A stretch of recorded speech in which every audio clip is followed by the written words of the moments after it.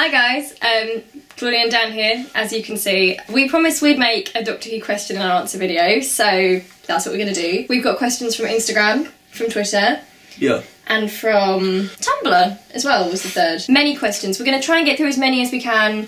If we slowly start to melt during this video, it's a really hot day today, and we've got this massive light in front of us and... Massive light, yeah. So throughout the video... It's rather blinding. Yeah, we can't see much. Okay, so first of all, we just wanted to talk to you a little bit about something that we've been involved in recently. Yeah. Why don't you tell the people? Well, the people need to know that they are currently watching 2 of the official faces of Doctor Who, some would say. The 2 most important faces. Forget Bradley Walsh and Jodie Whittaker, Chris Chibnall. It's us. Yeah, faces of Doctor Who. Okay, what he means is that we are now the 2 of the official 12. What he means is... Let me get you up to speed on what the boy means. We are 2 of the 12 members of the Doctor Who time team. So it's official BBC and it's in the Doctor Who magazine. And that does make us official faces of Doctor Who. Yeah. I feel like that was amping it up slightly. I'm officially a face of Doctor Who. Yeah, the face. Some would say. The face, the sole face. I think we should start a hashtag. What would the real hashtag face be? of Doctor Who. I don't know, it's just photos of me. Yeah. The Time Team was a feature that ran in the Doctor Who magazine for ages, and it's a group of fans who basically watch episodes of Doctor Who and talk about... Are you chewing? I just got made to remove chewing gum. I know that some... How ridiculous is that? I know that some people on this channel don't like mouth sounds, and he was chewing. So I got him to take his gum out for the video. Wow. Well, yeah, it's super cool. Are we going to say how we got involved, or...? Yeah, well, first of all... How much are we going to say about it? We should probably explain to them what it is. And we are sworn to official BBC secrecy on some things. Why don't we show them? You don't know how much we know about the nooses of Doctor Who. Could be nothing, could be everything. Nothing. So our first issue. So it means we're in the Doctor Who magazine some months, and we get to talk about episodes. So we watch episodes, and yeah. Oh. It was supposed to be a close-up of me, but it ended up being a close-up of Crystal. A challenger to the true face of Doctor Who. Yeah. You and Crystal D. But yeah, so basically, it's just, sorry we've made this so long-winded, but there's 12 of us, we're all Doctor Who fans. That's some of us, that's from our most recent issue, which was last issue. This issue we're not actually going to be in, the one that's out on Thursday, but you should get it because it's got other members of the time team in it. It has. Every issue is worth getting with this time team. Yeah, it's true. 12 of the best. Yeah. The best what? Human beings. Really. Okay, so we've had a couple of questions about how we got involved in this, so we should explain a little bit. So how did we get selected to be on the new time team? We got selected to be on the new time team thanks to... We should try and find out who actually made aware our video to Ben. Yeah. We don't know who it was. So Ben Cook, the journalist, he writes for Doctor Who magazine, you might know him as like a journalist. He was in charge of tofu, you know, cucumber banana tofu, and he did tofu, and he also wrote, you know that book, The Writer's Tale, with Russell T Davies? And it's all emails between Benjamin Cook and Russell T Davies, and it's about how Russell T Davies wrote the Series 4 of Doctor Who. It's one of my favourite books, so... Yeah, when I was growing up, Benjamin Cook was like a writing influence of mine. And well then. He got in touch. Now he's a friend. He got in touch, yeah. After watching our Twice Upon a Time review, actually, wasn't it? Yeah. Funny one to, yeah. That was the funniest thing, wasn't it? Yeah. I don't know, I feel like it was a bold move. Probably. A bold move to put us on the time I did do a certain impression of Stephen Moffat in that video. Which, you know... Which clearly... Might have happened, might not have happened, it depends. But that clearly... Depends who you ask. It fit the criteria of what they wanted on the Yeah, that's it, yeah. Really, they're going to make like an origin film about Stephen Moffat. They wanted me to play him. Doctor Who Origins Moffat. But yeah, I'll put a link to our Twice Upon a Time review that we made. I feel like it was actually good of them to choose us, because it shows they want people who have opinions that aren't just... Shows they were really desperate. That's a joke. No, but... I value us higher than that.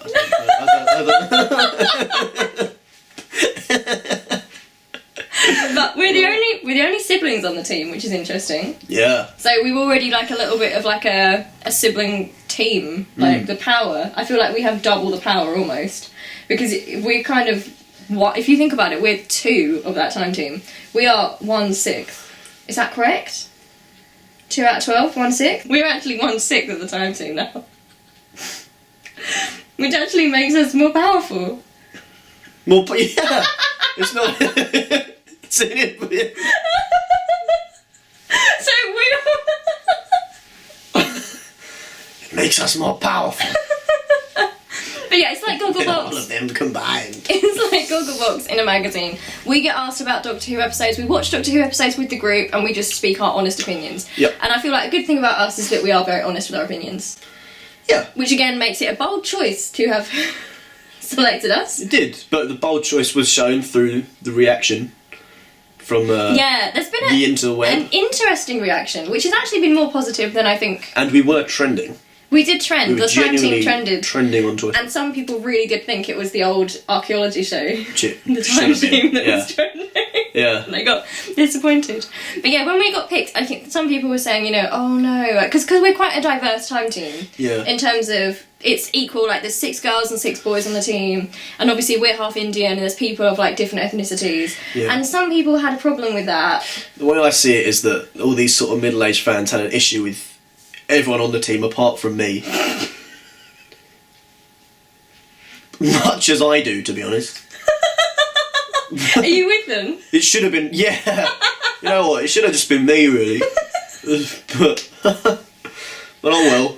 But yeah, no, on the We'll let whole, you have something. on the whole, Yeah. it's actually been a really nice experience. And I've spoken to so many fans of the classic series who are like chatting to me on Twitter now, and I love it. Yes. They're Yeah. really nice. Yeah, yeah. I love it. I love people who like. They're really nice people. No, but it's like an experience where different generations kind of get to chat who maybe wouldn't Yes. have, Yeah. and it's kind of bridged the But gap. a lot of that is thanks to Doctor Who on Twitch. Yes. Okay, we should probably say that. I feel like. Hey, before we move on, are we done with the time team stuff, or are we going back to that? If you have any. I've just done a link which worked really well, but if you don't want to use it, don't have to use it. Well, just to finish off our time team stuff. She doesn't want to use it. I am going to use it. I am Oh, going to okay. use it. But yeah. So we talk about stuff. We've talked about Doomsday, Vincent and the Doctor, Earthshot. Yeah, each set of episodes is themed. Yeah.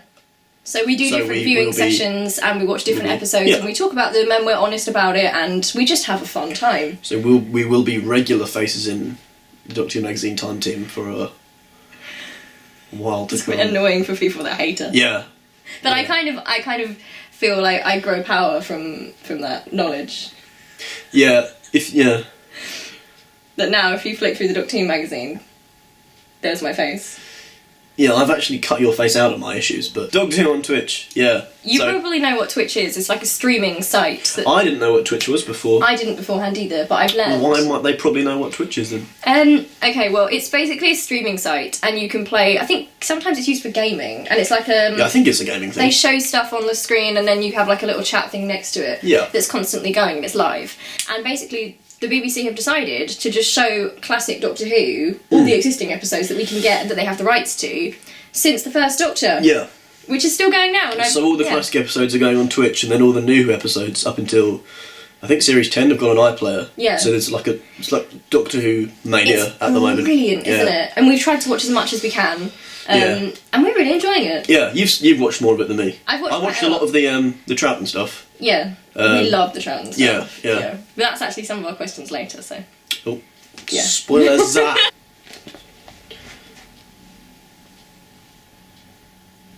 There's me next to Peter Davison in a magazine.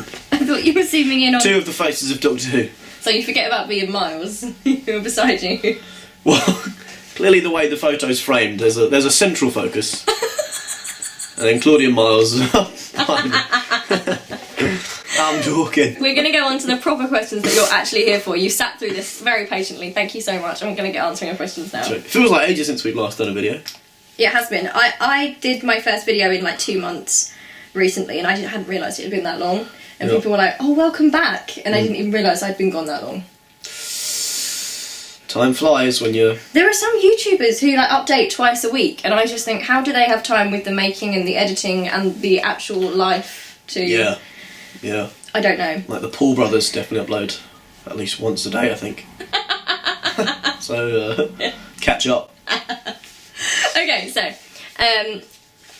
Is there any order we're answering these, or is it just... they're random. Randomizer... And then, yeah? Okay. We're going to try and answer all of these. Why not? Well, we can try. It depends how long the... if we answer the first one and it's been 10 minutes, then the answer's probably no. Because I don't know whether to select, like, the ones that we have better answers. Well, we'll try. Okay, Well, you've just flicked through those two. No, because They didn't quite make the cut. Just go, I was just looking at what the next ones Go from the top. Okay, right. Well, we can't do this one. That's why I'm skipping past. That was a good start. But what about the second one? If you could. Yeah, we can do the second one. Okay, right. Morton Chill. That'll be desperate to know what that first question was now. Yeah. We can't do it. Why can't they do it? Morton Chill asks, if you could see any doctor or companion in a story that wasn't theirs, what would it be? Example, the 9th Doctor in Genesis of the Daleks. I'd like to see the 11th Doctor, Amy and Rory, in The Mind Robber. That is a really, really brilliant idea. But if it was placed in series 5, I'd make it like a semi sequel to Amy's Choice and link it sort of with the Dream Lord a bit, and then maybe the Dream Lord has got something to do with he's become that sort of like author guy who's in charge of it. That sort of thing would be cool. Yeah. His like second episode. Yeah, it's cool. Cool. That's a brilliant idea. Thank you. I would like to see the 2nd Doctor and Jamie in... Not Zoe? Oh yeah, I can pick 3. Okay, yeah, the 2nd Doctor and Jamie and Zoe in... Imagine if they were just running around in Love and Monsters. That'd be cool, wouldn't it? That'd be a good character piece. That'd be cool. Oh, this is nice. Right, so Callum sent this. We got a little message first. Before I send questions, I just wanted to take the opportunity to say that I discovered you two through the Doctor Who magazine Time Team, and you both seem so lovely and kind. Thank you. Faces of Doctor Who. I really enjoyed reading your thoughts on various episodes in Doctor Who magazine, and I absolutely love your YouTube channel as well, Claudia. Thank you. Okay, so what are your thoughts on the recent Series 11 leaks and fans' attitude towards it? I think I don't know. It's just one of the things that can't really be helped. If you want to look at it, look at it. If you don't want to look at it, don't look at it. But if you do look at it, don't spoil it for everyone else. That's my thing as well. It's kind of like, it's a shame that the show would go to such trouble. But it's not the end of the world. No, it's not the end of the world. I feel like these things kind of become bigger than they need to be. Yeah. But it is a shame, and I have been spoiled for the promo image, and I just feel like if you want to go looking for yourself, then I guess that's your prerogative. But why would you retweet? Why would you? Yeah. Why would you do it? There's a certain level of like deliberate trolling going on there, isn't there? Just don't do that. What has the Doctor Who magazine Time Team experience been like so far, and how hard was it keeping it a secret? So how would you say it's been so far as an experience? It's been very, very cool. It's a very, very cool experience. Travelling to wherever we travel to. Secret Doctor Who magazine HQ to watch the episodes with the guys. It's cool. It's really cool. I think the nicest thing is meeting the people. Yeah. Because I think that there are some really, like, everyone's just so interesting on the team. Yeah. And everyone's so different. Everyone brings something different to it. Yeah. Like, that's been the best part for me, and I feel like we've made some good friends from it. Absolutely, yeah. And we'll probably like become better friends with people as well. Like. Yeah, and also just the very fact of like going to the shop and knowing you're in a magazine is a bit it's odd. Nice. Yeah. Nice but odd. Yeah. I really enjoy it. I think it's. I enjoy it. Yeah. Yeah. Okay. And how hard was it keeping it a secret? Well, we didn't have to keep it a secret for ages and ages. Like I did. I did like quite a while. Yeah, but it wasn't like I could deal with it. Oh. Why were you like bursting to tell? It didn't really phase Claudia. Yeah, I can deal with that. No, I thought. It's exciting, isn't it? It is very exciting. Yeah. Faces of Doctor Who. Yeah, there was like an official reveal when they revealed it. The official reveal day was crazy. Oh, that was insane. I feel like maybe though, I feel like it did trend and everything, but it'd been so long since anyone's had any Doctor Who news that I feel like it became bigger. No, I think you're being modest. I think absolutely they realised Dan and Claudia on the Time Team. That's why it started to trend. Yeah. 2 faces of Doctor Who. 1/6 of the Time Team right here. More powerful than the others. Unless they want to start grouping into like little groups and then... Okay, and the last one from Callum is, if you could put a companion with a Doctor they haven't met, who would you pick? For example, 12 and Donna. I'd pick the 3rd Doctor and... No, I wouldn't. I'd pick 9 and Sarah Jane. Oh, that would be so nice. Yep. They'd really get on, I think. Yep. Yeah. I think I would like to see... Oh, the thing is, you have to say the ones they haven't met, and I wish they hadn't met, to be honest. But I was going to say I'd like to see Clara with the 1st Doctor. Unfortunately, they have met in that brilliant episode. Unfortunately, they have. But just assuming they hadn't, I just think that watching a lot of the 1st Doctor on Twitch made me realise that he's very, like, teacherly and grandfatherly. Yeah. Clara also, he gets on very well with younger people, and Clara's very good with kids as well, and I feel like her being a teacher and him... Yeah, the 1st Doctor and Clara would get on very well. I think that would be lovely. Yeah. Alice Linton, how do you feel about people who criticise others for not watching Classic Who? And also, what are your thoughts on Classic Who? Which part shall I answer first? How do you feel about people who criticise others for not watching Classic Who? They absolutely shouldn't. But if they did, then surely, like, New Who fans could have the right to criticise Classic Who fans for not watching New Who. Yeah, you see, one of the weirdest things I found is the sort of fandom hierarchy. And I don't think in any fandom there should be a hierarchy. You'll disagree because clearly it's you.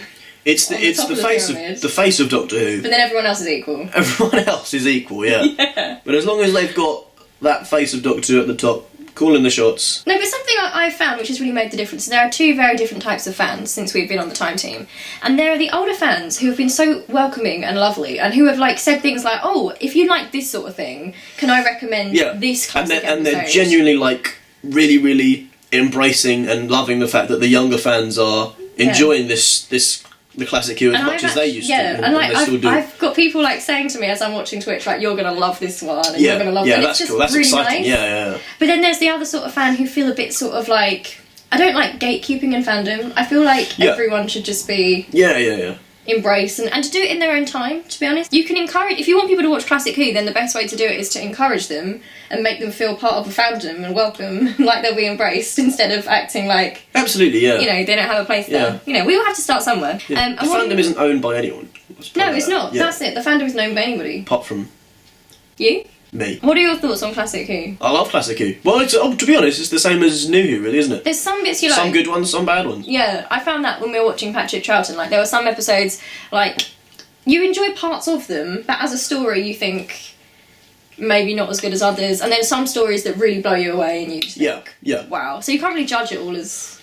You know. No, but I am starting to feel like, because before we'd seen like individual episodes of Classic Who, but because we're starting to see it in chunks more, I'm starting to notice different sort of the feel of different eras almost. Yeah. And you can really feel that change. And that feels very much like New Who, where you've got the Rusty Day era and then you've got Stephen Moffat and you've got like the different... Yeah, the change from like the War Games to... Is it Spearhead from Space? That's drastic. Yeah. That was drastic. There's a lot, isn't there? Yeah. But yeah, I'm enjoying it a lot. It's not all great, but a lot of it is. So,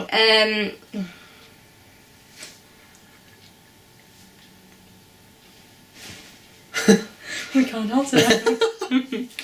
Okay, No. Doctor Who Productions says, what's the first episode you remember watching? Oh, yeah, okay, well, there's 3 questions here, so we'll start with that. What's the first episode you remember watching? New Earth. That's the first full episode, but I remember the first time I ever saw New Doctor Who was actually Dalek, the bit where Rose was running through the different closing doors. It was Lala, that's our great-grandma, was having a birthday. Well, if we're going, like, images, I distinctly remember the Slovene ship crashing into Big Ben. Did you see that on TV? Yeah. Okay. But yeah, no, I didn't. I didn't stick around for the episode. I had better things to be doing with my 7-year-old self. Don't know how old was I? Don't know. You must have been about. Yeah, but the first proper one we watched was New Earth, and we just loved it. Yeah, but without me, that never would have happened. No, it's true. I made a stand because I liked the trailer, and we had our cousin there. It was a big family meal. Yeah. And I said, I appreciate the family meal, but I'm going to be watching this show because in the trailer there's a cat nun and there's a werewolf in the trailer as well. Yeah, so that's where it all started. And then from then we just we got hooked so fast. Yeah. We saw that episode one time and we were suddenly involved. 100%. Okay. Expectations for series 11. High. Yeah, I mean, I don't want to be too negative or too positive. I just want to be really neutral. I don't want to have, like... I don't want to expect more of them or put them under any pressure because they're doing their own thing. I'm just excited. The whole secrecy around it and the whole tight ship sort of it encourages me, making me know they're definitely going in a direction. Yeah, I think so. And they've got a clear idea of where they're going. Yeah. And what they're doing. Yeah. My expectations are that Jodie Whittaker's going to become a very iconic Doctor. I just feel like already she's very exciting as a Doctor. And the third question is, why are you and Dan so cool? I can't... Well, I understand me, but sometimes it keeps me up at night trying to figure out why Claudia's cool. The conclusion I come to is she's just not. Lewis asks, what have you been most surprised or shocked by during the Twitch marathon? The Carcass. Carcass, the superhero from the Mind Robber. From the Mind Robber, yeah. A timeless character, and a character that should probably be brought back. Maybe have a spin-off series. Quickly, a spin-off film, probably. Yeah. The Carcass, yeah. What I've been most surprised by, actually, is watching a lot of First Doctor stuff, but watching lots of his episodes back to back. And I kind of feel a little bit cheated, actually, because I feel like what people from our generation who haven't seen a lot of Classic Who think of the First Doctor isn't actually that accurate. Yeah. The First Doctor he's giggly and he's fun and he likes having adventures. He's a warm character, he's cheeky, isn't he? Yeah. And he's a nice little old man. He is cheeky. And I kind of feel like, especially, I know we've spoken about this before, but I know it's fine because, you know, we got picked for the Time Team off this criticism, so... Twice Upon a Time review, Claudia and Dan. I can't put them on the screen anymore. Oh. Down there. Whichever way it is. Down there. But yeah, this idea that the First Doctor is like this sexist, old, politically incorrect, grumpy old man is not accurate. He has grumpy moments, and sometimes you can tell this because the script is from the 60s, occasionally the stuff that's politically incorrect. But on the whole, the characterisation of the Doctor in that episode and that people have, it's not accurate. Not at all. It's unfair on him, and I also, the more I watch, the more I feel sad, and I feel like William Hartnell would actually be personally quite upset by watching Twice Upon a Time and what people have taken from that. Yeah. That really upsets me quite a lot. But yeah, that's the thing that surprised me the most. Hayden asks, looking back, what are your best and worst moments from each New Who Doctors era? That's nice. In terms of actually in the story, in the actual episodes. Yeah. Yeah, so what's your 9th Doctor best moment? When he, the cliffhanger from Bad Wolf, where he says he's going to go and rescue Rose. That's mine as well! Yeah. Yeah, yeah. He's got loads of good moments, they're all good. Yeah. Yeah, that's really great. I quite like seeing him in the Big Brother house, actually. Oh, yeah! Because I feel like his character, at first he's very disdainful, but he can't help. That Doctor is very good with people. That's such a cool episode, isn't it? He accidentally becomes involved. Cool episode was, yeah. Yeah. Oh, I'd love to see other Doctors in that episode. That'd be great. Doctor in that sort of yeah, that'd be great. reality show or something. Yeah. He was just fantastic all round in that. That was my favourite. The 10th Doctor, best moment for the 10th Doctor. When he decides to save Adelaide and Bowie Base 1 in the Woods of Mars. That's a great moment. Mm-hmm. I think maybe my favourite moment for him is when the Master won't regenerate in Last of the Time Lords. And it's just really sad because the Doctor's just crying because it's such a... Like, the Doctor's got this huge flaw where... It's not a flaw, it's a good thing, but it gets him hurt because he wants to forgive. And, you know, the Master's done these awful, awful things. And the Doctor's crying because he hasn't managed to save his friend. It's like he feels like it's his fault. Yeah. And that's very 10th Doctor. The 10th Doctor is very, on the outside, arrogant, but on the inside, he kind of hates himself. Yeah. Quite a lot. Yeah. So that's my moment for 10. Okay, 11. My favourite 11 moment is... I feel like it's probably the speech from... Stonehenge? Yeah, I think that's probably one of the coolest things he did. He did a lot of cool things in the 11th hour. Yeah, I mean, I've got a couple. I mean, I really like... No, I'm sorry. My favourite 11th Doctor moment is when... it's from Amy's Choice, when Rory says something like, you know the Doctor, he's Mr. Cool, or whatever, Dr. Cool, whatever, and then it instantly cuts to a shot of the 11th Doctor stumbling down the street. That is the 11th Doctor.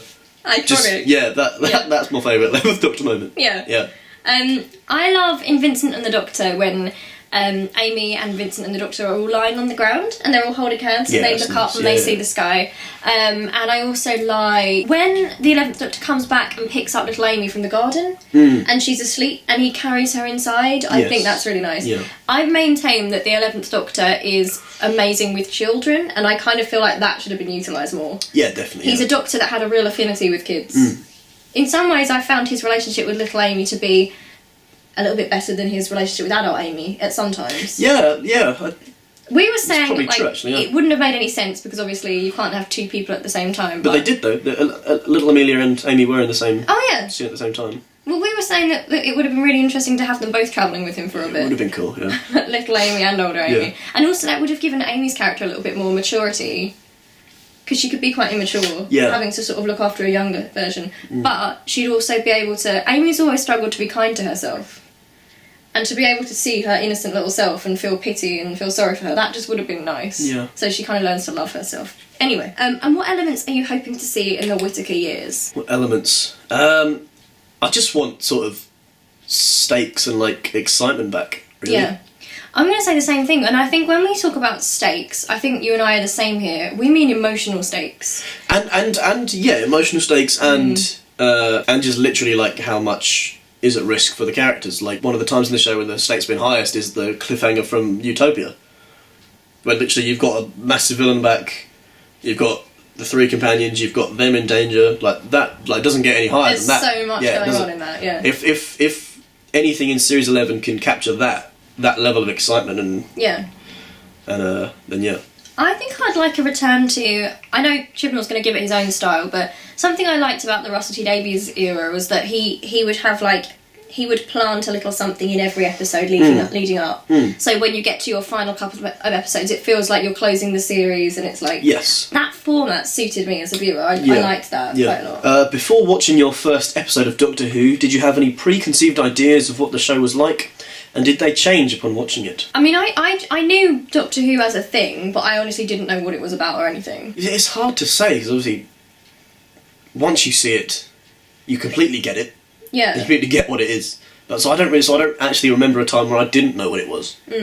But I presume there must have been. I don't think I knew all that much about it before. I think I would have known what a Dalek was, and I would have been able to recognise a TARDIS vaguely, but I didn't really have any clue what the show was about or anything, really. I mean, before it came back in 2005, there wasn't really that much. It wasn't really in media that much, was it? No. So we didn't know much about it. Do you have a favourite Doctor Who related memory? And what's your favourite Doctor Who quote from Ellie? Favourite Doctor Who... Wait, which Ellie is this? I like Ellie. Ellie's nice, I'm so. Yeah, my favourite... Ellie's seal of approval. Bosh. I think, well, we've been to the Doctor Who Experience and the Doctor Who Exhibition. Yes. At the Doctor Who Experience, I got to pull the lever for the 11th Doctor. Yeah, you did. And I think it was meant to be... Oh, hello, can you quick pull that lever for me? And I was like... But I think it was meant to be for like a small child to do that. But somehow you managed to pull that lever. The Doctor asked me to do it. I didn't but- see any children about. Just... When we went the first time, when we first walked into the Doctor... What was the one we went to first? Was it the Experience? We went to the exhibition first in L's Court. But the way it was laid out was absolutely amazing, and I wish they'd do it again, because you walked through, like, in Rose, Henrik's store, with the dummies. That was creepy, yeah. And you could just hear Rose on the... That was really cool. On the yeah, speakers, that was scary but cool. going like, Wilson, Wilson, and you got to walk through all these slightly moving dummies, and I just felt so excited, and it was amazing. And do you remember that Dalek room where you'd go in the room and then the Daleks would start to move and smoke and lasers, and they'd shoot lasers, yeah. That was amazing, yeah. And the Sideman room where, because of the mirrors, it looked like there were millions of them. Yeah. And what's your favourite Doctor Who quote? I won't say it like exactly, but in the Ninth Doctor series, it's when Rose gets dropped back on Earth and she doesn't want to because of the going station, and she's sitting down with her mum and Jackie's saying, like, stay here and live a normal life, and Rose is saying how she's learned to kind of live a better life, and it's not just because she's travelling with the Doctor, it's because she's learned to like stand up for her beliefs, and she has to be the one that stands up when everyone else just walks away. Yeah. That formed me as a person so much. Like, the person I am today is because of that Rose Tyler quote. That's so important to me. What about you? There are two 11th Doctor quotes I quite like, actually. First one, he talks about, I think it might be in Vincent the Doctor, I'm not sure. which where he talks about life being a pile of good things and bad things. Yeah. And the good doesn't ruin the bad, but whatever. Yeah, that quote. I like that one a lot. That's a great quote. Yeah. And then the sort of speech he does before he regenerates actually stuck with me for some reason, where he talks about being different people all throughout his life. I liked that one too. But yeah. Next question. I'm pretty sure this one was for me. What was it? Oh. Who's your favourite side character and why is it Nardole? Why is it Nardole? I think Nardole brings something to the show that no one else ever could. Doctor Who is a little fact for you. The ratings for Doctor Who and Doctor Who's popularity did not get good until Nardole came into it. Nobody knew what Doctor Who was before Series 10. Or otherwise known as Series Nardole, really. Series Nardole. Nardole who? Dr. Nardole. I don't need to go on. I mean, that's kind of why I feel like he's a heartthrob. People shouldn't get their hopes up, really, for this new series, because if there's no Nardole, then...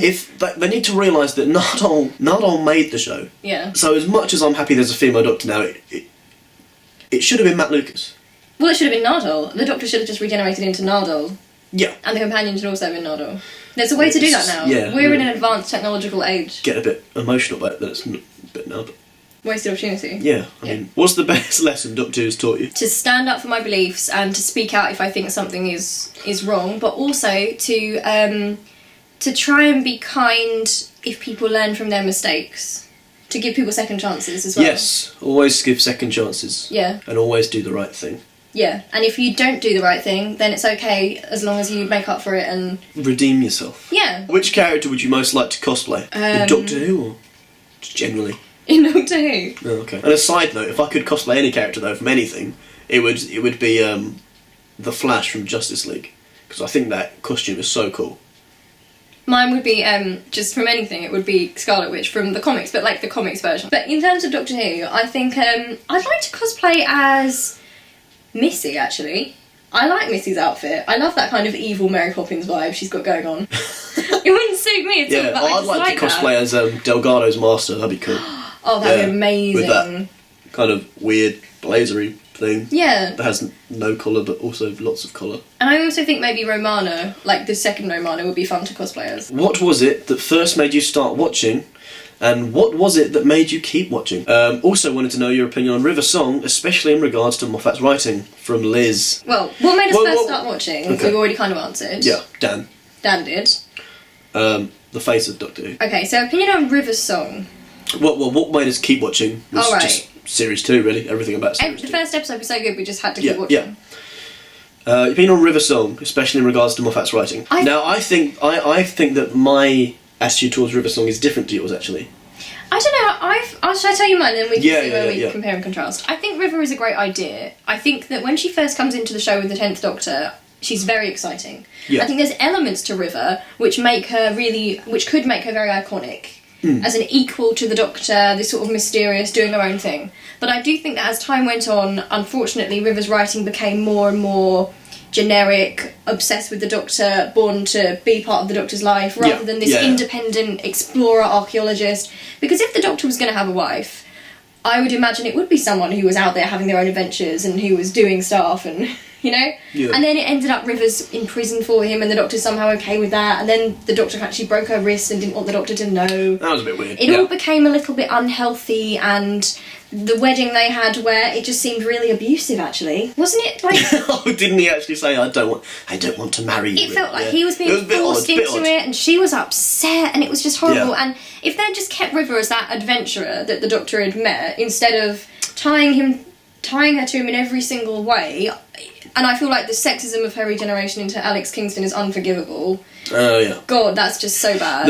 I think the character of River Song works best when Alex Kingston's playing the slightly older River. Definitely. That's when the character works best, when she's more mature and not sort of acting all, flirty and... It's because she flirtiness is fine, but... She escapes that sort of sassy, feisty box that Stephen Moffat writes. She kind of escapes it with age. Yeah. My favourite River Song story, other than... Silence in the Library, Forest of the Dead, yeah. And I quite like the two Whipping Angel ones. But other than those ones, I quite like the Big Bang Band of Hope as well. But other than the Series 5, then I do really love her last story. with the 12th Doctor, the Christmas one. Her love story's nice. I feel like Yeah. her dynamic with Capaldi was so much nicer. Worked really well, yeah. The thing that I think is kind of weird about River is that she actually would work better with any of the New Who Doctors apart from 11. 11 is potentially the Doctor that she would least work with to me. Yeah, I think it was an odd... Yeah. I can see her with any of the other Doctors with great chemistry. It is odd. It is an odd decision after casting Matt Smith as the 11th Doctor. You then decide that the River Song storyline is the one you want to go with. For that Doctor. Almost from the get-go, yeah. Yeah. And she became a rather tragic character for me, which is a shame because I wanted her to be burning bright and like travelling around and she's funny, and it actually just became a kind of broken woman in love with this man that she couldn't tame. And it just became too... I love that line though, in the Christmas one where it's something like, you don't expect a sunset to admire you back, something like that. I think that's great.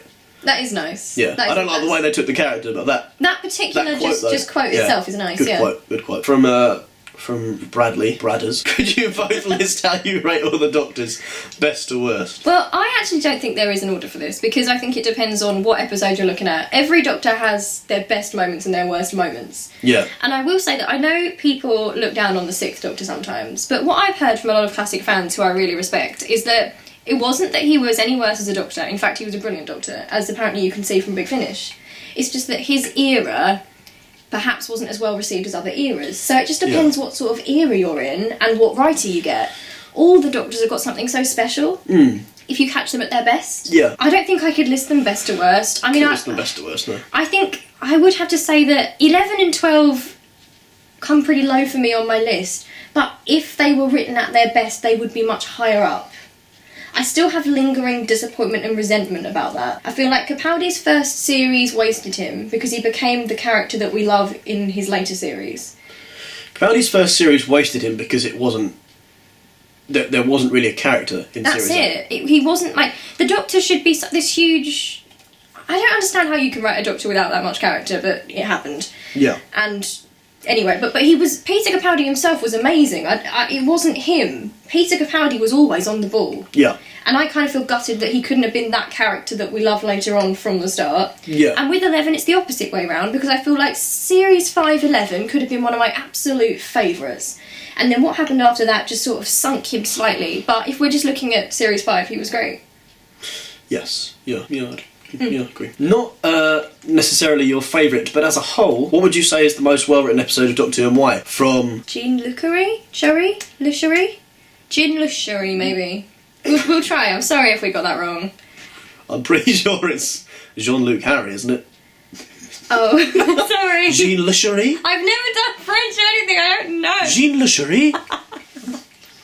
I'm sorry. I'm sure, I think it's probably Jean-Luc Harry. You're probably right. Jean-Luc Harry? I don't know. Maybe, I don't know. We just don't know. So what's the Jean Luchery? What's the most well-written Doctor Who episode and why, in our opinion? I kind of feel like I can't answer definitively because we haven't seen all the stuff. I can tell you what I think is the best written episode of the new era. I think Midnight is fantastically written. Yeah, Midnight. Because it works. If that was just a play, even if it wasn't Doctor Who, yes, it's fantastic. I think when I say Rusty Davies is one of the best writers of our generation, that's the sort of thing I mean. Yeah. They said to him, right, it's an episode where you've got one set, very limited resources, and he created that. He made the drama in humanity and the relationships to different sorts of people and also fear, one of the scariest episodes of Doctor Who because ever you made. didn't really see. Yeah. I just think the way it was written from start to finish is really fantastic. Brilliant episode. What about you for New Who? Brilliant. I would say Midnight, I think. I would agree. The 11th Hour did a good job of sort of introducing a new Doctor in a very sort of exciting way. Amy's Choice, I think, is very well written. I don't know, it's probably easier to answer which ones you don't think are very well written, to be honest. But can we say which ones are very well? I don't know if that would feel very nice. That bloody pirate one. There, I said it. Go on, remove me as the face of Doctor Who. I didn't like the pirate episode. I didn't like it. Oh wait, in terms of the rest of the classic Who and everything, we haven't seen all of it, but I really The War enjoyed Games. War Games. The end of War Games is amazing, and I've said it before, and I could have got in some trouble for it, but I will say it again. I enjoyed the War Games more than I enjoyed any Doctor Who since Series 5. It's really been that long since I felt that level of joy. But that's me. I felt that level of joy in Series 5 and then I didn't anymore. And then I saw War Games and I suddenly felt that exact same level of joy in Classic Who, in something that was made so long ago. And that was just exciting for me. I loved it. It was amazing. What's your opinion on the fact that Murray Gold is leaving, and are you sad about it or excited for the change? Can't wait to see the face of Doctor Who in the video. What's your opinion on the fact Murray Gold is leaving? I after listening to the Series 9 soundtrack that came out quite recently, it's an excellent soundtrack. I think it's sort of easy to think that in those last few series, Murray Gold sort of stopped being so... It wasn't him. It wasn't... No, I'm agreeing with you. I'm just... Yeah, I know what you mean. Like, people have said that... He stopped being so sort of enthused with the show itself, and it sort of felt like a lot of the themes were just being reused and... But genuinely listening to the Series 9 soundtrack in full, there are some excellent new tracks on there. Excellent stuff. But doesn't that sort of make you wonder that when Murray Gold's putting out that level of music... I feel bad that Murray Gold got stick for that. And Murray Gold is putting out the same level of great music, and it just feels like somewhere in the show it's just not being put in. Because we don't know what's going on. But, no, we don't know what's going on. But I think especially the 50th was odd because on the soundtrack there were some great pieces of music on there that sort of encompassed sort of classic Who sounds with the new stuff, which never got used in the episode. We actually rescored. We've personally, like in private, like rescored lots of kind of more recent episodes because the music use has just not been. It's been lacking for me, and it's through no fault of Murray Gold. It's just for some reason it's just not being used in the episodes. To that emotional we don't know. It might be Murray Gold's fault. No way. Who knows? No, I have 100% complete faith in Murray Gold. But you don't know. I do. I know in my heart. Because Murray Gold is putting that music out there, and I think he's a genius, and I love him, honestly. He's one of my favourite musicians in general, not just composers, just in general. And I want This Is Gallifrey, Our Childhood, Our Home to play at my funeral. I think two sort of missed opportunities with the music would be not having just the long song play for 11 regenerating, rather than sort of mixing it with everything else. The long song would have been great, and not playing the John Sims master theme for when the Master revealed himself in I've got to be honest. Enough in Time? Yeah, that whole episode could have really improved with better music. Yes, absolutely, yeah. Because the story itself, it could have been so much more, and I feel like... The story itself was carried by Nardole. I feel like it was. Everyone tuned in to see Nardole. It wasn't really a two-master story, was it? It was a Nardole finale. Yeah. But if there's a new composer, I'm sure it will be right for the tone they want to go with Series 11. So it's not a... In a way, I wonder if... Murray Gold's music suited Russell T Davies' Who. Yeah. And he adapted brilliantly for Stephen Moffat. But in a way, I wonder... Not to, lose Murray Gold work, because I think he's brilliant. Yeah. Maybe Stephen Moffat should have gone for his own sort of different vibe, in a way. Yeah, maybe, yeah. I feel like Murray Gold's music was in some ways a little bit too emotional and too good. There was more emotion in the music than the show at times. Yeah. I don't know if that should really be a thing that happens, but anyway. If the time team carries on into next year, don't be surprised if you don't see Claudia in it. You have to go down to being 1 to us again. That'll be 1/11. Oh, you don't think they'd replace me then? I'm not replaceable, they're just going to replace me. No, you'd be gone. Yeah. Which one of the companions has the best / most favourable relationship with the Doctor in your opinion, and why? And least favourable? I think that Sarah Jane probably has one of the strongest with the Doctor in general. That feels very... I don't know, I didn't understand what people were saying. I mean, obviously I know that Sarah Jane's an amazing companion, and people were saying, wait till you see her with 4 and how it kind of pops. And it just really does. I don't know how to describe it. The Brigadier isn't a companion, but the Brigadier... Something I've noticed is that the Brigadier is one of the only companions or people around the Doctor who genuinely doesn't care about the exterior of the Doctor. Yeah. The Brigadier just sees the Doctor as the same person. A troublemaker, doesn't matter what he looks like, yeah. Yeah, but he just really loves the Doctor anyway. I have a fondness for Jamie in 2. I really feel like that was lovely. With the First Doctor, I like the First Doctor and Vicky quite a lot. I don't know if you saw much First Doctor and Vicky. I didn't see much First Doctor and Vicky. There was a real grandfatherly, protective vibe and just fun about that relationship. Yeah. In terms of New Who, I feel like Donna and Ten are quite notable to me. I really like the 10th Doctor and Martha. I really, really like that relationship. I kind of feel like it was good to watch, but I also feel like it was hard on Martha, and I sometimes think that he acted a bit mean towards Martha. So that kind of makes me... Which is in character for the 10th Doctor, because he's just lost Rose. So it is in character, it's not a flaw.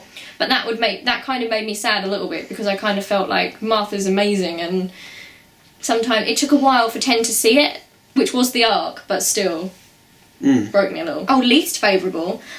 Definitely 11 and Clara. Probably 11 and Clara. I didn't like 11 and Clara, it felt pervy. It felt pervy and weird.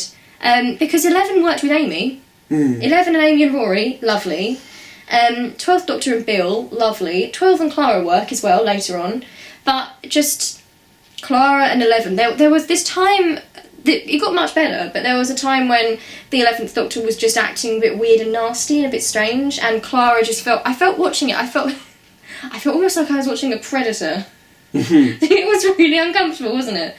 It was weird. At times. Yeah. Each of your favourite Doctors This and is why... Gillian's girlfriend. Oh, is it? Yeah. Ah, cool. Favourite Doctor and why, and classic and new. My favourite classic Doctor is the second Doctor. And I'm not going to answer that at the moment because I've not seen enough of 4 to 7, to be honest. But at the moment, it probably would be 1. Yeah, mine was definitely between 1 and 2. Yeah. Favourite New Who Doctor is the 10th Doctor. My favourite New Who Doctor is... I'd switch between 10 and 9. I really can't decide between them. Yeah. I think they're brilliant. Yeah. Favourite companion in both the classic and new series? What a nice sort of companion question to the last one. Oh yeah. Yeah. That's lovely. And that's by Annie Loves Swords. And he loves words. Oh. And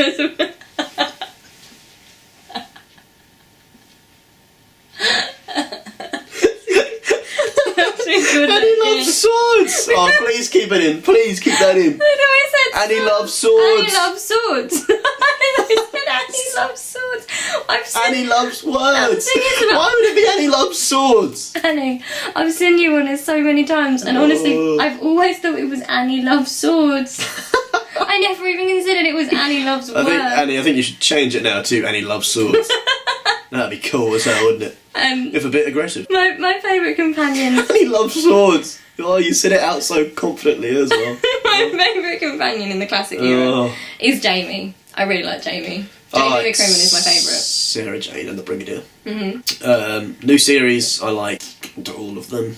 Wilf, Rose, Amy, Jack, Martha, Donna. My favourite new series companion is probably Martha, actually. I really like Martha. From Micro Girl 11. Do you think they cast a female as the Doctor to please feminists? Or do you think Jodie Whittaker was just the best actor for the job personality they wanted the Doctor to have? I think Jodie's going to be amazing. And why is everyone telling you to feel better? Because I don't know I wasn't feeling better. So do I think they chose Jodie Whittaker to please feminists? As in, like, why did they cast a woman as the Doctor? I don't think it was to please feminists, but I just think it was a statement that we're in 2018 now, and it should have been done a while ago, to be honest. Yeah. I think it was more a statement about the fact that it could be done, should be done, and we should be, trying new things with the show. Yeah. But I also think it's very clear from who they've chosen that they've chosen someone. They haven't just randomly thought, let's just pick a woman. Let's get anyone, yeah. Any woman. No, they've chosen someone very distinct. Like, Jodie is going to be really fantastic, and I can't wait for her to be able to prove those people wrong who think that it's just a gimmick. Yeah. But that's the thing, though. They cast a woman and the reaction was always going to be, you did it to make it's a political statement. No matter when they cast a female Doctor, that was always going to be the reaction. Yeah. People were always going to be like, he did it as a stunt. To some extent, we've had that with the Time Team as well, haven't we?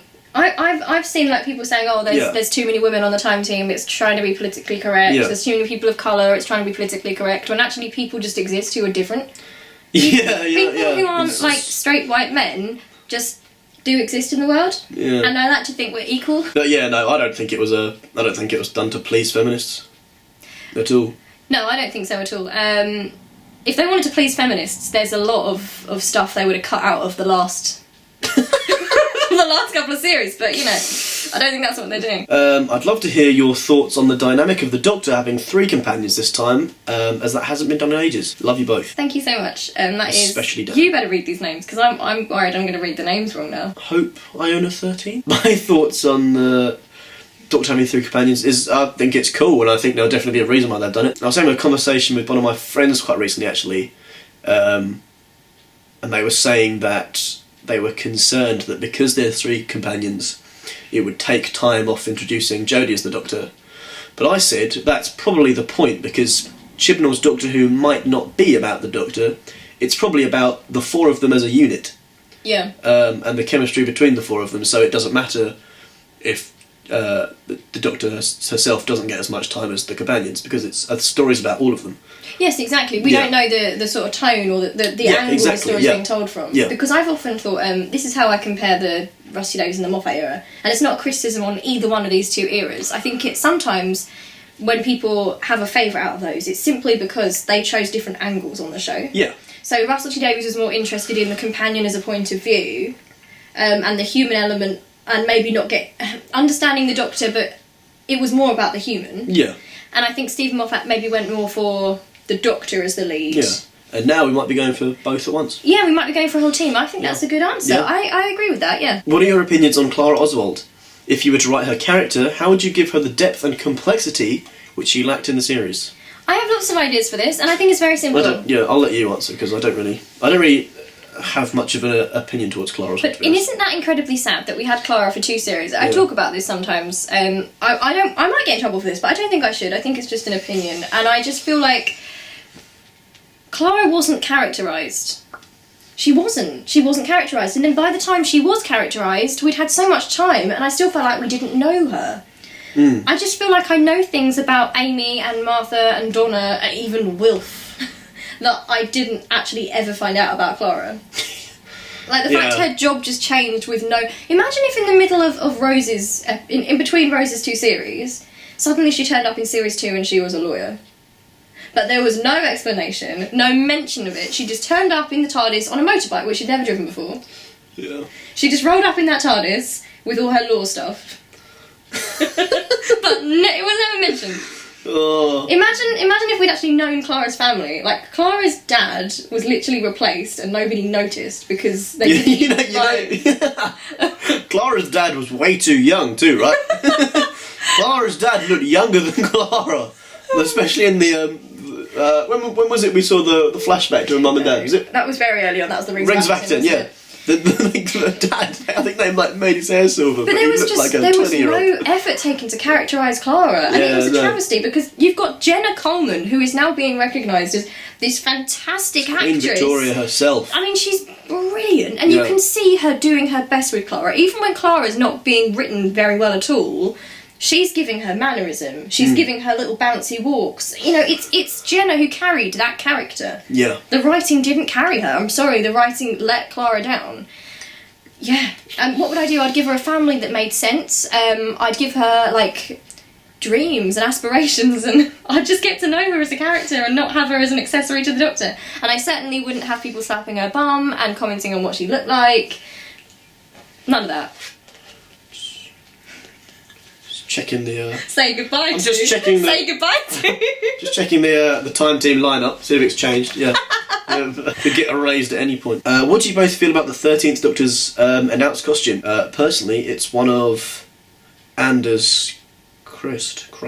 Anders Christ, maybe, I don't know.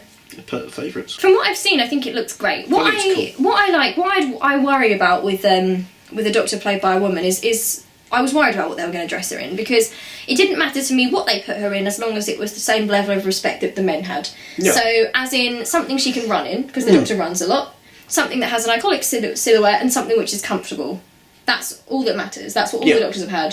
So no matter what they put her in, as long as it was those things, I wouldn't have minded. I also imagine the costume will sort of change quite a bit throughout the series. Well, it often does with the Doctor, doesn't it? And that's quite exciting. But the actual silhouette of the Doctor, I think it looks really good. It's a very cool look. Really cool look. Are there any particular aliens you want to return in the upcoming series? I would like... the Monoids. Oh my... Specifically Monoid 2. Monoid 2. Dan became so attached to Monoid 2. Monoid 2. Unbelievably so. And what a character, though. He really was. He was... he had his faults. But that's the sign of a good character, isn't it? Yeah. He wasn't perfect. I personally would love the Sensorites to come back. I missed that episode when you watched the Sensorites so much. yeah, I think they need to come back. They're brilliant. They're a very gentle race, and they something I love about them is that, like I told you this, didn't I? That they're scared of the dark. The dark hurts them, and loud noises make them flinch. They're very like vulnerable like that. I really like them. I think they're very nice, gentle, lovely white facial hair. Yeah.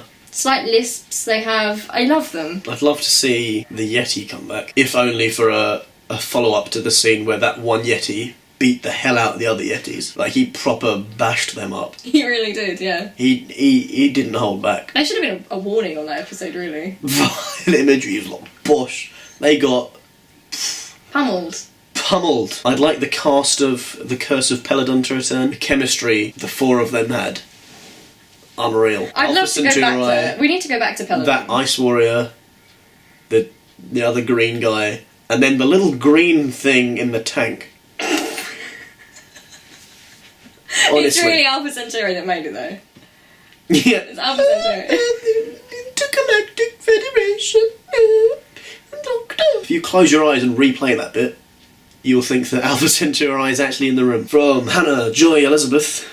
Have you any characters that you used to love but grown to hate? And vice versa. Is there an episode or character that you guys have starkly different opinions on, and why? Well, that's a good question. That's very good, yeah. If you could have any companion from any era of Doctor Who return for one episode, who would you pick? So should we go bit by bit? Bit by bit. So, characters that you used to love but you've grown to hate. I don't hate any of the characters, really. I hate some of how 11 became, but I don't hate 11 because I love him in Series 5. But later 11 let me down a lot. Yeah. From a feminist standpoint and just from a nice human being standpoint, he didn't stand for what the Doctor should stand for me. So that let me down quite a lot. But I didn't hate him as a character. What about you? Used to love but hate. Not particularly. I was absolutely sort of upset about how they treated John Sims' master. Oh, God. Yeah. They turned him from a very three-dimensional character into this just... basic villain that was there to play off of Missy's complexity and nothing else. He was just there to show how much Missy had changed. And I actually think one of the most poor aspects of that was the fact that the Doctor didn't really interact with John Sims' master. That's really. the worst thing, yeah. In some ways, it's that sense of arrogance sort of comes back that Missy and 12 sort of took priority over John Sims' master and... I just don't feel like, you know, if you were thinking about, I think that's more a creator pushing forward their creation more, because I feel like if the actual Doctor was with different that's masters... not how you should do it, though. If you, that's fine to do it, but if you're going to bring back a character, show respect to that character as well. Exactly, otherwise why bring them back? Yeah. No, I feel like the Doctor wouldn't really see a difference between different masters. I don't think, when we see a Doctor, we think that's their master. But the Doctor and the Master don't think like that. No, They're exactly, Time Lords. yeah. They would think... The Doctor would think of those two masters the same. And I like to think that different masters met different Doctors as well. Like, I'd like to think that well, they have in Big Nine Finish. occasionally just bumps into Roger Delgado's master. It'd be really cool. Like, you know... Like, we don't know about it. Yeah, like... And it's the same, like... Yeah, and they just see each other in different orders, but it doesn't really matter. But yeah. Is there an episode or character that you guys have starkly different opinions on? Can you think of any that we have different opinions on? Episode. Probably. I reckon there probably is. I know there's one I like that you don't like. I like A Town Called Mercy. You don't like that one? No, I didn't particularly like A Town Called Mercy. I feel like there was a classic one, actually, that was on quite recently that you didn't like, but I liked it. Which Doctor was it? It must have been, I think it might have been early Third Doctor. But you sort of said, you were sort of like, this episode doesn't really have the same grip that the others had, and I was sort of like, are you watching the same thing as me? I can't remember what episode that was. I can't remember which one. It was very early. It was very early Third Doctor. I think it was the Third Doctor. That's probably not a very exciting answer for you guys. We're like saying, like, which one did we watch? Yeah, very vague. Yeah. No. I think on the whole, our opinions on Doctor Who are, we have differences, but on the whole, we tend to like similar-ish things about it. Yeah, I mean, you always go on about how much you love that that Christmas episode with the superhero and the 12th Doctor. You always go on about how much you love that one. For me, that's like almost like it's one of the most beautiful things I've ever seen. The best decision the episode made was including Nardole. I'll give them that. No, but the fact that was on Christmas Day, it was the perfect time. That episode, all those families watching Christmas Day, and that we all sat down for it, and I felt so proud to sit with the family and think, this is it, the pinnacle. This is what we've wasted our time with. Yeah. I'll tell you what, you've actually convinced me. Yeah? That probably is my favourite episode of Doctor Who ever. Really, yeah. Now I think about it, yeah, it is. Yeah, it doesn't get better than that. I'm pretty sure there's not any other episodes that we have a different opinion on. I feel like there's definitely got to be some sort of crossover in like Series 6. I like The Impossible Astronaut and Day of the Moon. But I like The Impossible Astronaut. I feel like that episode had a lot of promise. Yeah. It was an enjoyable watch, but for the characters of Amy and River, and the character was starting to slip away at that point for the characters. Yeah. So the plot was good, but the characters were starting to die slightly. Yeah, yeah. Which kind of... When I go for Doctor Who, I'm character driven. The God Complex, what did you think of that one? The Minotaur An one? excellent episode, but the thing... the fact that Amy literally lost faith in the Doctor as a person odd ending, but yeah. was kind of depressing. Depressing, but at least it was a sort of choice that was made, clearly. Oh. Anyway, if you could have any companion from any era of Doctor Who return for an episode, who would you pick? Right, I'm going to say... The Brigadier. Obviously that can't happen, but... But if he could, then definitely. He Definitely should be the around Brigadier. with every Doctor. Yeah. And in some ways, that's why I'm really happy we've got Kate Stewart. And I feel But, like she's... only if they take advantage of it properly, though. They haven't yet, No. to me. I don't yet, We need a figure like the Brigadier, which should be Kate. but they've not done it with They're Kate. yet to do it, but we need that sort of figure Kate's got a son, though. to sort of... We were looking up the Anyone. Brigadier family tree, and there's many members of that family that could The canon. step into the Lethbridge mix there. Stewart family tree. Yeah. I would like Jamie to come back.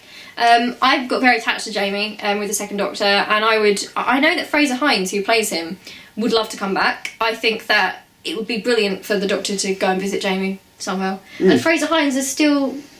He loves it. I've watched him doing interviews. He's so, like, invested in Jamie as a character. Like, he really takes it seriously, and I feel like he'd do total justice to it. Yeah. I'd love Bring to him see back. that. Bring back Fraser Hines. This is going to be my hashtag. Like, hashtag In fact, as the bring face, back Jamie. as the face of Doctor Who, You demand it. it's going to happen. There's a little spoiler for you. Series 12, Jamie McCrimmon's coming back. From Phoebe, opinions on Bill as a companion and Series 10 as a whole.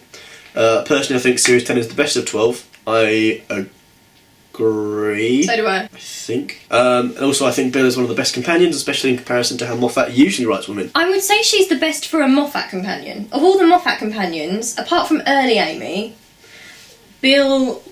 It was like there was an effort made to think. Towards the end of the era, it was like, oh, damn, I've kind of only written Yeah. one sort of companion, and I've kind of, Bill, he did do a great thing. by I have Bill in the show. a controversial opinion to say. Go for it. I was not a fan of Bill because I didn't think Bill acted like a normal human being. Everything she said and the way it was said just felt a bit off to me. It didn't feel like I was watching a real human being go through these experiences. It felt a bit too... I don't want... I agree with you, actually. I mean, I think that Bill and 12, their relationship, I enjoyed that. Yeah. And what they wanted to do with Bill, the fact that they put a lesbian woman of colour as the companion meant a lot. But I still think that she wasn't characterised very well. I don't think, to be honest, many of them have been. No. I think there's been a real struggle with female characters. I think that Bill has had more agency than some of the others in some ways, which is good, but we're still lacking the very basic ability to look into their mind and see them as people almost. Yeah. It's almost like this is companion rather than this is a person. What would Bill think about this? What would Bill say about this? Yeah. We didn't have any of that, and it did let me down. Series 10 as a whole. It was Peter Capaldi's best series as the Doctor, I think. His time as the Doctor was best then. His Doctor had grown to that point. Which were the episodes in Series 10? Yeah, I think Series 9 was his best, actually. Well, there was the one episode, which, do you know what, I can't think of the name, but the one where he's in the confession dial was fantastic. That was Series 9, but yeah, that was a real highlight, actually. That was very good. Heaven Sent. I liked the one where the sort of before the flood and, the underbase, base under siege ghost one, creepy little mole man. From Andrew J. Lewis, 101. After watching classic episodes on Twitch, what would you say is better, classic or new series? You can't compare them because they're all for their era. Yeah. You can see, like I was saying, you can see a difference in the eras even when you're watching classic. You can see the audience has changed slightly from watching 1 to watching 3. Yeah, some of the First Doctor, Second Doctor stuff is better than a lot of the Series 6, 7 stuff, but also at the same time a lot of the Series 4, 5 stuff is better than a lot of the 5th Doctor, 6th Doctor stuff, it's all the same show really, and it's all the same show. I think that For me, the new series isn't even one thing for me. You know, I don't see New Who as just one thing. I see the Russell T Davies era and the Stephen Moffat era as hugely different eras. For That's me. surprising. They're different. They're completely different to me. Sometimes not even Which the did you same prefer? show. What do you think is the most underrated New Who episode? Dan's the best, from Jessica Helen Lee. Underrated. What's one that... I mean, people don't like Love and Monsters very much. Some people don't like Love and Monsters. I actually think Love and Monsters is good for what it is. Yeah, and I liked Fear Her. Just for that bit where the Doctor takes some of the jam and he's sort of like, oh. No, but at least back then, I mean, the thing with Fear Her, yes, it wasn't all, like, flashy and that kind of thing, but it was the emotional story of a family who'd had abuse in the family, Yeah. and a little girl who was traumatised by that, was lonely, wanted a friend, and had to fight that with her mother. Yeah. That's emotional, right? I enjoyed that. And, yeah, Love and Monsters for me. The only bit of Love and Monsters which is a bit dodgy for me is the paving slab implication at the end. See, I think they should have explored that idea more. I think it should be a two-parter. The second part is What's the second part? played a bit later on. Boomtown's pretty underrated. Boomtown is fantastic. I will say that a lot of fans, when they talk about like Russell T Davies episodes, I feel like Russell T Davies had the skill of making an episode run. Like, you'd have maybe the monsters wouldn't be huge and that sort of thing, but he could make the stakes happen because you cared about the characters and the emotions, and he's a master storyteller. You care about the people. You can really tell. So I think some people look at his episodes, you know, the smaller episodes like Boomtown, and they think, oh, they're not that good. But if you actually look at the writing, that's what I would prefer. Yeah. Because you feel it as an episode. The characters are well crafted. But it all depends what you like, I suppose. Are you still okay and alive? Had to get a drink because it's so bloody hot. It's so hot, and to be fair, you are right in front of the Pepsi. light. Danny's directly in front of the light, so it's really affecting you more than me. It's I think fine, it's he's fine. shielding me slightly, almost. Okay, for the Doctor Who question and answer, this is anonymous on Tumblr. Let's get excited. Do either of you have... Come on, we've got to hype ourselves Come up. on, I feel like hype. we're 2 hours Let's into this get video. these questions. We really are about 2 hours. Yeah. We need a- Doctor Q&A. We need a hype noise like when Damn. Capaldi regenerated. Do either of you have any Doctor Who ships? Personally, I'm really fond of Ten and Rose and Ten and Jack. Hope you're having a lovely day. Thank you, we are. Right, more ships. Wilf and Minnie? Minnie. You... At the end, we were watching Ten's last episode. And you know that bit where Minnie goes up to Wilf and says, I'm going to catch the bouquet. And he goes, will you behave? Minnie. And Dan genuinely turned to me, almost tearful, and went, I hope they get married. No, I mean it though. Please get married. Please. Please. He was begging that they would get married. So those two. Doctor Who ships. I don't really have, like... The Doctor and the Master, for me, I feel like are a ship, but almost beyond our human sense of shipping. Like, I feel like those characters are like souls on a level that have such a history, and they keep meeting in different bodies, and I think that's probably the biggest one. Yeah. Stan Squiggle asked, what time period would you like to see used in an episode / which historical figure? Time period. What? Renaissance.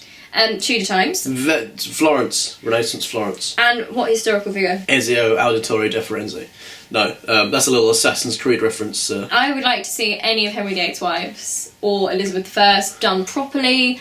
We're forgetting that Day of the Doctor Elizabeth I ever happened, and we're having her start again as someone else. She was a Zygon. They were both Zygons. Quick fix. Did you see that Both theory? Zygons. I think you either showed it to me or I think you showed What it was to the me. theory? That if you want to pretend that everything after the Doctor's wife was still in a different pocket universe, you can. Because you know how they went into the pocket universe, then came out, and then the War Doctor stuff was there, and you know. It's all just safely It was tucked all- away in the pocket universe. Yeah. That's a nice... We're currently in it. Hopefully we've crashed out of it, but... That's exactly... Jodie Whittaker's fallen out of it. That's literally what's happened. Do you think Chris Chibnall will do a better job than Moffat based on previous successes? Yeah, probably. I'm thinking about it, and it's definitely something I'll think about, but I think probably. Universe Jumper asked, if you were cast as the next Doctor, what would be your outfit? And if you could choose, what would your Doctor be like? It's a difficult question for me to answer because I'm already the face of Doctor Who. So being the Doctor is sort of a step down now. It's like that's what the amateurs do. But I the face of Doctor Who sort of oversees all. Bit like So you almost wouldn't have an outfit. You'd be just so I'd be like you know how in the end of time the Time Lords wanted to become they ascend from mere physical bodies to become souls and spirits alone. That's yeah. That's you. That's me. If I was cast as the Doctor, my outfit would be like a long dress that was long enough that you could sort of run in and be very comfortable, because I like that silhouette and I just think it'd be nice. I'd probably dress like James Dean. That'd be cool. Yeah. To answer the question properly. What would your Doctor... To answer the question properly. Nardo! Not. He breaks out of you sometimes. Hello, Doctor. Oh. Okay, what would your Doctor be like? This is hard to say though, isn't it? Cool. Like, as in like if you were the Doctor, I feel like your Doctor would actually be quite a bit like the dead mixture between good 11 and 10. The dead mixture. Like, as in, without the creepy elements of 11. I don't know. I might bring it back. That would be your whole Doctor. Every now and then, yeah. My companion will sort of walk past the screen, and I'll sort of go. I can zoom in on your face. Yeah. Like I'm on The Office. Yeah. Oh my god. I'm joking. Well, what would your Doctor... I feel like your Doctor might be Northern. I think you'd like to play sort of like a Northern Arctic Monkeys style Doctor. Imagine an indie Doctor. That would be you. Yeah, I'll be the first indie Doctor. I'll do that. Doctor, yeah. And my Doctor would be... I would have said Yorkshire, maybe. But there's already like Jodie Whittaker and you're doing indie. Like... I think you should be a Doctor like the Raven. Oh my god, yeah. Maybe I would hardly speak. Though. Wear a big... No, when you do speak, it's the voice of the Raven. Okay. Place a feather on your standard, but that's all you say. Yeah. You know CBBC the Raven? Yeah. The game show for kids? Imagine Claudia wearing a big black feathery cloak and she dyes her hair. Jet black. First of all ginger and then jet black. Yeah. She's very, very pale. She doesn't really say much, but occasionally she'll just say like, let the challenge begin. So like, Doctor, we're crashing. Yeah, Let the challenge but begin. Claudia's standing there with a staff going, place a feather on your standard. Can I still turn into a raven or not? Or is that not part of me? No, that's not part of it. Oh, so I'm literally just that. Yeah. Yeah. And rather than the Master, it'll be Navar. Never. Yeah. Never. Yeah. And the plot twist at the end of your first series is that it's actually just a Raven reboot. And it's not even Doctor Who anymore. It's just Raven on BBC. And then you and Navar have a big fight for 2 episodes. I love that. Lucy asked, what was your reaction when you found out Amy was River's mother? Not surprised, because I'd guessed. I think we'd guessed. I'd guessed once we had the whole what was it, Melody Pond River song thing. Once we knew the name was Melody, and you kind of figure that out. And I have to be honest, like, it didn't feel that clever to me. It just kind of felt. I think I felt a little bit disappointed slightly that River was being dragged down into this sort of. It felt like she was being placed in an era when I feel like if we're going to do River properly, she needs to be eraless. She needs to be able to sit between different eras and not be particularly tied to one Doctor and one... Because when she came in, she was...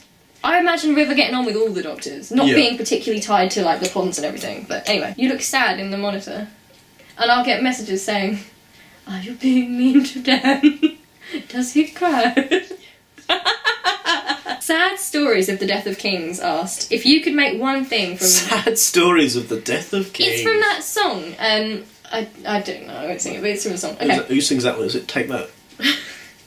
If you could make one thing from Moffat's era non-canon, what would it be and why? The War Doctor. The 50th anniversary. Yeah, pretty much, yeah.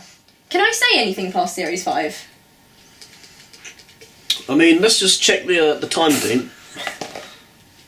I mean, say it. Just say it now.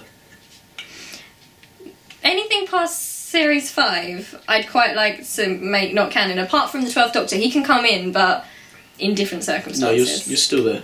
You disappeared for a bit, but then you came back. Did I bring it back? Yeah. You know in Back to the Future when he looks at the photo and his family start disappearing? That's what happened. But she's back in it now. When I disappear though, are you slightly growing in the picture? Like, are you taking up more space? Like, as each of us fall, you're sucking out our life force. And it's just going to be you. Every profile is just me. Oh. Like, the master's taking everyone. Everyone's going to be like... Everyone's me! Yeah. Oh. Someone make that image, please. Just the Time Team image with everyone having my face on it. Whoever makes that, I'll retweet it and follow you. This is from Rick Moran, the Rick Moran. I've spoken to Rick. Rick Moran. I've spoken to Rick on here a few times. Very nice. If you could eat dinner with 7 persons from Doctor Who, This is our last question, by the way, for the evening. It's been several hours. It has been several It's hours. been several hours. Dan's almost died several times. Yeah. We've had to just sort of reboot him, almost. Yeah. He goes off. There's so many Doctor Who questions. Yeah. You It's too nerds. much. For the face of Doctor Who, it's just too much for you. I just need to quickly look at myself in the magazine to restore my energy. Dan studies theatre and acting at the University of Bedfordshire. He's often told he looks like that guy from Mamma Mia. Dan is half Indian, a massive fan of the Marvel Cinematic Universe, and his favourite Doctor Who episode is 2009's The Waters of Mars. He is Claudia's successor. Success! Okay, right. I might have said brother. Who would be, this is our last question, who would be your 7 persons from Doctor Who that you would choose for dinner? It also says, you know, where would they sit, like, around the table, but I think that's going to be too complicated. So you can just pick 7, oh no, they're actors and writers and things. Oh, okay. Okay, so let's do, well, shall we do actors and then we'll do characters and then we'll go? Right. Okay, and so I can choose 7 people. 7 Or am people I the 7th person? involved. No, you are one of, no, okay, you're the 8th person. Okay. So you can have 7 people. Right. Maybe we should have a joint table. Maybe you should get your own bloody table. I've invited these people. You're not welcome here. Go and invite your own people. So I'm going to invite... Do they have to be Doctor Who related? Of course it has. I've had enough of Doctor Who now, to be honest. I'm done with the show. I choose David Tennant. I choose Bernard Cribbins. I choose John Sim. I choose Karen Gillan. Alive or dead. Yeah, I think so, yeah. Paul McGann. Russell T Davies. And... Oh, Matt Smith. That's a nice table of people. Thank you. That is a nice table of people. Okay, so my round table would be Russell T Davies, Freema Agyeman, Good choice. George Tennant and David Tennant together. The Tennants. The Tennants would come, yeah. Billy Piper, Murray Gold. I'd like to talk to him about his music. Good. Yeah. Good answer. Good answer. And my last one is, I mean, I know we said Alive or Dead, and I would love Liz Sladen to be on that. At that Oh, table. yeah. So And Nicholas Courtney. yeah, but yeah, And William Hartnell. we'll just get extra chairs. Yeah, this question isn't the boss of us. More chairs. What are you going to do? Yeah. Okay, on. but character-wise, you can have 7 Doctor Who characters at your table. Well, I wouldn't really want, like... I wouldn't really want the Master sitting on my table. Maybe Delgado's Master would be probably the I most don't think he'd cause trouble at respectful. Yeah, he would cause trouble at dinner, yeah. dinner. After dinner, you would. Yeah. But not at dinner. Right, we'll have Delgado's Master. Yeah. We'll have 10. We'll have Rose and Martha. Mhm. We'll have Wilf. Mhm. And sitting next to Minnie. You're gonna try and set them up. Yeah. How many have I got? You've got one. I've only got one more person. I don't know. The 8th Doctor. My 7 Doctor Who characters that I'd sit at the table with. So I would have the 9th Unite Doctor. the 7. The 9th Doctor, definitely. Yep. Martha Jones, 100%. MJ. I think Clara Oswald would be great. CO. Free of writing. It would give her an opportunity Free of to be writing. free and to be herself. Yeah. And I could ask her about her life and what she thinks about things and actually know who she was. Yeah. I would like to invite... I'd like the 12th Doctor. Interesting. Yeah. I would like... Feels like damage control, really, doesn't it? No, I would have the 12th Doctor. I would have the 12th Doctor. Well, why'd have the 12th Doctor and Clara at my dinner? Yes. Right, have I said 3 or 4? I don't know. 3, 4. Okay. One of those numbers. The Brigadier, because he would just be funny. Brigadier.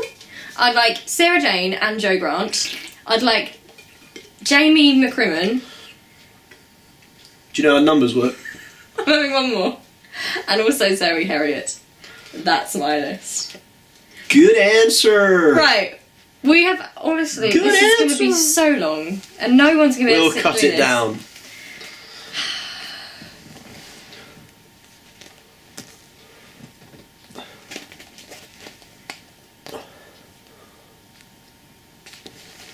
Thank you for watching with us this evening. Hope you enjoyed this long video. If you actually got to the end of this video, then... I don't think it won't be as long for them though, will it? Because you'll have cut it down. For us, it was a long time. It was a really long time, but we made it for you, friends. I hope we answered... I think we got through all your questions. More or less. I think we did. Most of them. We got through as many as There we... were some sort of repeats of questions, but we still... Yeah, but we tried to get as many as we could in there, so hopefully that will please you. If you have any ideas for future videos, let us know. As always, we love you loads. Hashtag the face of Doctor Who. And hashtag bring back Jamie McCrimmon. At Dan James Frank. Fraser Hines is returning. Alright, love you loads, and we'll see you really soon. Bye. Peace out.